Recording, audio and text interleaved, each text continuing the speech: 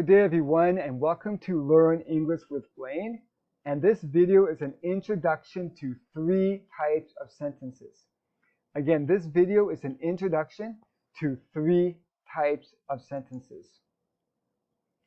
Now, 3 sentences we are going to consider today are simple sentences, compound sentences, and complex sentences. There is a 4th type of sentence called imperative sentences, and I will discuss these imperative sentences in a future video. Question: what is a sentence? So a sentence is a group of words that tell us about someone or something. A sentence may also ask us about someone or something. So any sentence is going to either tell us something or is going to ask us something. Sentences must have a subject. They must have a verb, at least one of these, maybe more. They must begin with a capital letter and end with punctuation. The punctuation could be a period or a full stop. It could be a question mark or an exclamation. And sentences must also have a complete thought. So remember, at least one subject, at least one verb. They must begin with a capital letter, end with punctuation, and have a complete thought. Now again, imperative sentences are a little different, so I will talk about those in another video. Part A, simple sentences. Simple sentences. A simple sentence has the most basic elements that make it a sentence. At least one subject, at least one verb, and a complete thought. There may be other things as well, but for sure it's going to have at least one subject, at least one verb, and a complete thought. When we say that it has a complete thought, we mean that that sentence can be by itself without anything else to make it a sentence. Simple sentences are independent clauses with at least one subject and at least one verb. Again, it must also express a complete thought. It will have only one clause. Okay? When we talk about so a clause is a group of words with a subject and a verb. An independent clause is another word for a sentence. So in other words, a simple sentence will have only one clause. And we will talk more about that, but still, if you have any questions, leave your comments or questions in the comment section below the video. Here are some examples. I had a really good day. The children went to school. Sean missed another day of school. Notice when I said this, I said it with more emotion, so we have an exclamation at the end. Sean missed another day of school. Like, oh no. So we have an exclamation. Do you like cheese? That's a question, so we're going to have a question mark. I went for lunch with my friends. Mr. Lopez is a good teacher. Tom can run fast. So these 2 sentences have exclamation, because an exclamation because I said it with more emotion. So that's all. Now remember, one subject, one verb, at least one subject, at least one verb, and a complete thought.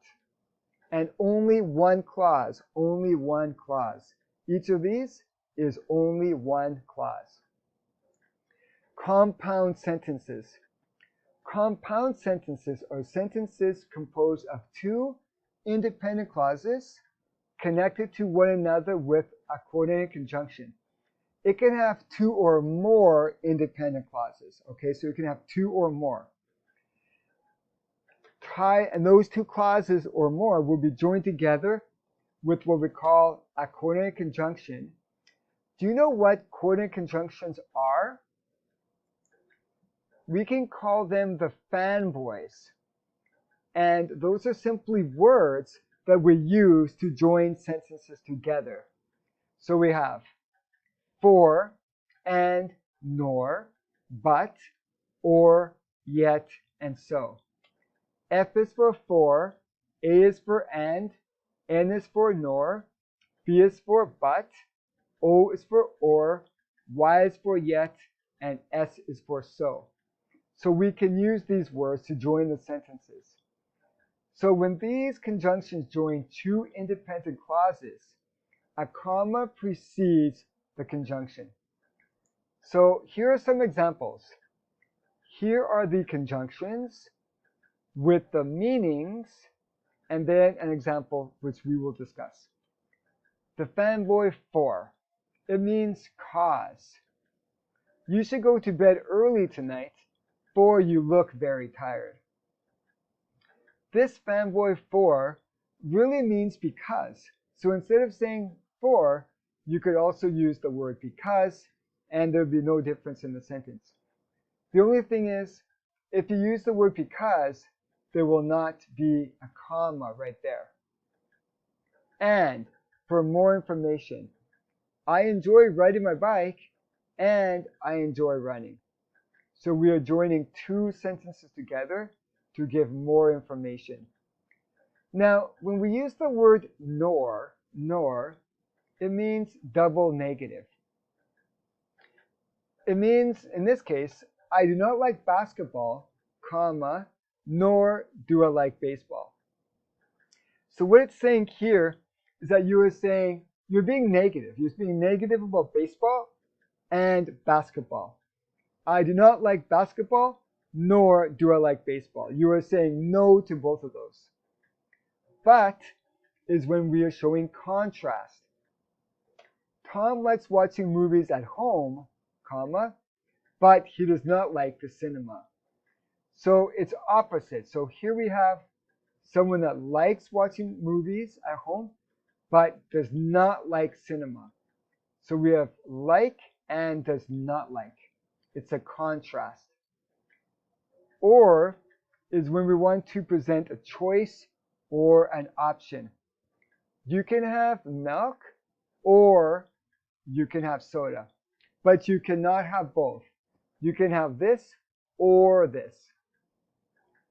Yet is when we want to present surprising information. Surprising information.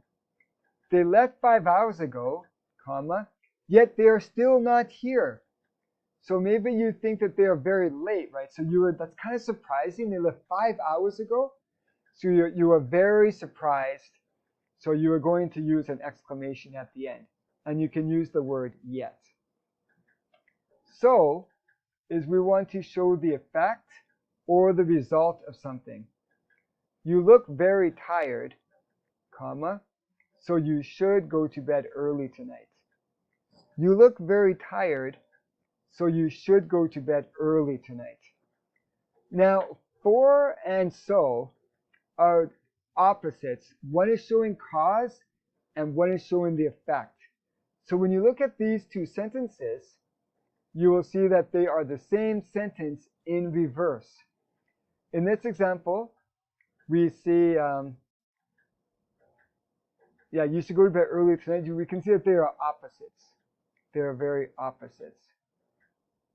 So this one we were saying, you look very tired.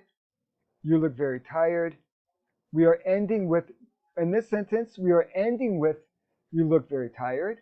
In this sentence, we are beginning with, you look very tired. In this sentence, we are beginning with, you should go to bed early tonight. In this sentence, we are ending with, you should go to bed early tonight. Now, in all of these compound sentences, remember that you have one complete sentence on this side and one complete sentence on this side. One complete sentence on this side, one complete sentence on this side. And you are joining the sentences using a conjunction and a comma. Note, coordinate conjunctions can join two sentences together to form a compound sentence. They may also be used to connect words to a sentence. In this type is still a simple sentence. So for example, I enjoy riding my bike and I enjoy running. Okay, so we've got a sentence on this side, subject, verb. We have a sentence on this side, I enjoy, and that's a sentence on the other side. I enjoy riding my bike and I enjoy running. We can make it smaller by saying I enjoy biking and running. In this example, we are joining a word to a sentence. We are joining a word to a sentence using the fanboy and. So when we join two sentences together, we're going to use a comma and a conjunction.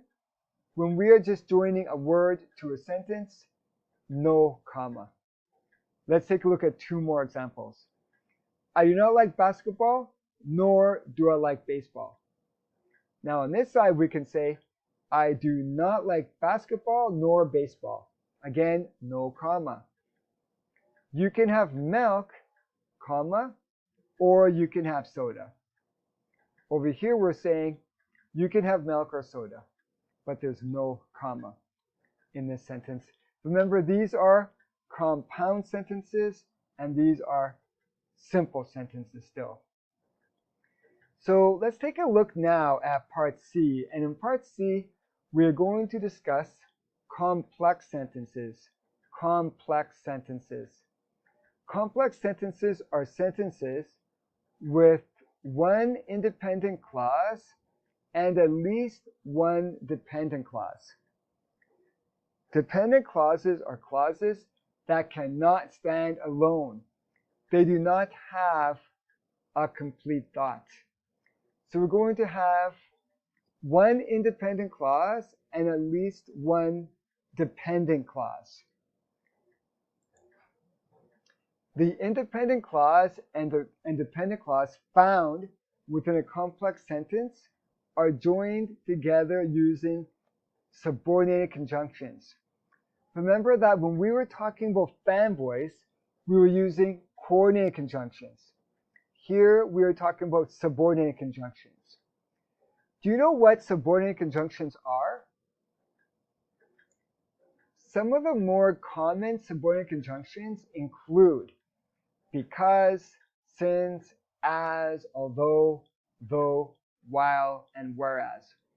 Now, there are only 7 coordinate conjunctions, but there are a lot more subordinate conjunctions.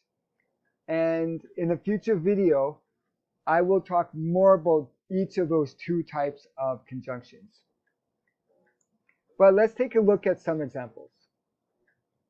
Number 1, I was late because I missed my bus. Number 2, I am not going shopping since I don't have any money. Number 3, we need to go now as it is getting late. Number 4, Bob got the job although he doesn't have much experience. I was very tired even though I went to bed early. Number 6, Bob is from New York while Lizzie is from Spain. Number 7, I've been to Mexico several times, whereas I have never been to Brazil. Now, when we look at these sentences, a note that we want to make. Note, usually the independent clause precedes or comes before the dependent clause, and a comma is not needed. So in each of these sentences here, you will see that the sentences begin with an independent clause. Let's go through these. I was late. I am not going shopping. We need to go now. Bob got the job. I was very tired. Bob is from New York. I have been to Mexico several times. Each of these at the beginning of the sentence is an independent clause.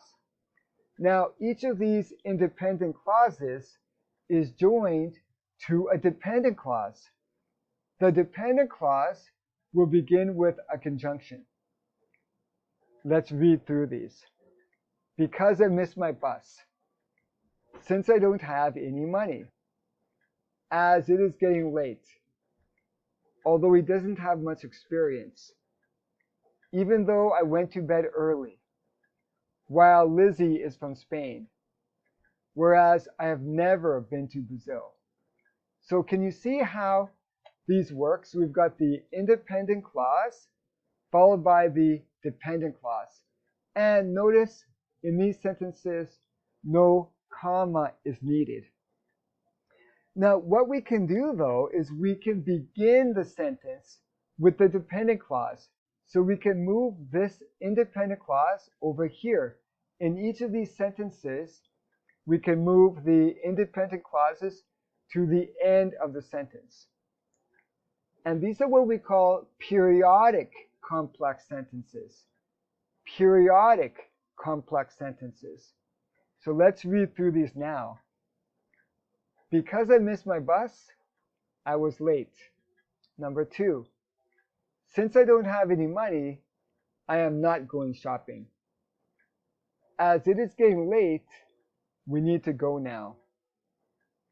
Number 4, although Bob doesn't have much experience, he got the job. Even though I went to bed early, I was very tired. While Lizzie is from Spain, Bob is from New York. Number 7, whereas I've never been to Brazil, I've been to Mexico several times. Note, in these complex sentences, we are beginning with the dependent clause, so commas are needed after the dependent clause. So notice here, again, we are beginning with the dependent clauses, and after each dependent clause, we now have a comma. And again, these are called periodic complex sentences. So let's do a quick review, everyone. So we have simple, compound, and complex sentences. A simple sentence could be, Bob lives in China. That's simply one clause. Compound sentences. Bob lives in China and he speaks Chinese fluently. Two independent clauses joined together using a coordinating conjunction or one of the fanboys. Bob lives in China. He speaks Chinese fluently. Bob lives in China. He speaks Chinese fluently. Those are compound sentences. Finally, we have the complex sentence. Bob speaks Chinese because he has been living there for many years. Bob speaks Chinese because he has been living there for many years. And in this case, we have an independent clause joined to a dependent clause using what we call a subordinate conjunction. In this case, that conjunction is because. So Bob speaks Chinese is the independent clause, and because he has been living there for many years is the dependent clause. Now remember that we could switch these around and we could say, because he has been living there for many years, comma, Bob speaks Chinese. Check out the links to my website for my post about types of sentences. So I'm going to put in the link in the description box of this video, I'll put the link to my website. More videos are coming soon about the 3 types of sentences.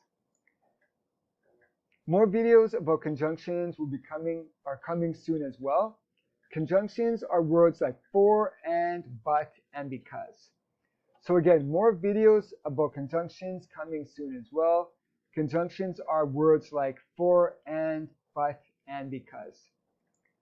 So everyone, I want to thank you so much for watching this video. I really do appreciate it. Leave your comments or questions in the comment section and I will respond to those. And if you like this video, please remember to share, like, and subscribe. Thank you so much, everyone, and have yourself a wonderful day.